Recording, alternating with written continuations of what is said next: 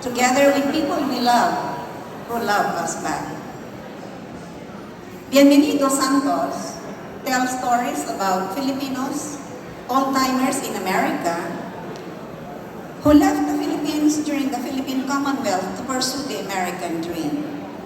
With very little education, these young people promptly ended as menial laborers in the fish canneries of Alaska, the tomato farms of Central California, and the apple orchards of Washington and New York. They were maltreated, discriminated, overworked, and underpaid. One of these men was Celestino Fabia, protagonist of Santos's iconic story, Scent of Apples. After being away, as a young man, Fabia left the Philippines. He left his well-to-do family in Central Philippines after a confrontation that broke his father's heart. After being away from his country for more than 20 years, without ever seeing another Filipino except his fellow laborers, Fabia is excited to meet a Filipino, an educated Filipino in the person of Bienvenido Santos. At the meeting, Fabia asks a question loaded with strong undercurrents of nostalgia. Sir, he asks, are our Filipino women the same today as they were 20 years ago? Careful not to say anything that would break the older man's heart, Santos replies. What were the Filipino women like 20 years ago? Fabia replies, 20 years ago, our women were nice. They were modest. They wore their hair long. They dressed proper and went for no monkey business. They were natural. They went to church regular, and they were faithful. Santos replies back, Sir, it will interest you to know that our women have changed, but definitely. The change, however, has been on the outside only. Inside here, he says, pointing to his heart, they are the same as they were 20 years ago. God-fearing, faithful, modest, and nice. This Centennial Celebration is all about the past.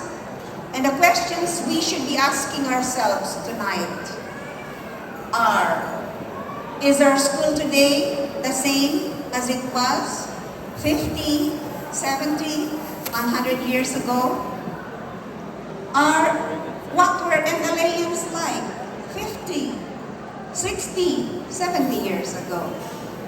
I'm sure our young people would like to know the answer to those questions, and for sure our older alumni would like to reminisce those days. So let me take you for a little stroll down memory lane, not as a historian, but as a storyteller. The 50s and 60s were extremely conservative times, during which it was deemed inappropriate to become friendly with members of the opposite sex. Boys and girls were seated in separate rows inside the classroom, separate rows during chapel periods, separate rows during Sabbath services. There was a designated section for girls in the library, in the cafeteria. That was the norm. Boys and girls had to be separated from one another. I remember that when we were in grade school, misbehaving boys were punished by being made to sit with girls. Love was regarded as the anathema to academic success. And students were taught to shun love like the devil in the deep blue sea. We were programmed to think that love was a crime when you were in high school.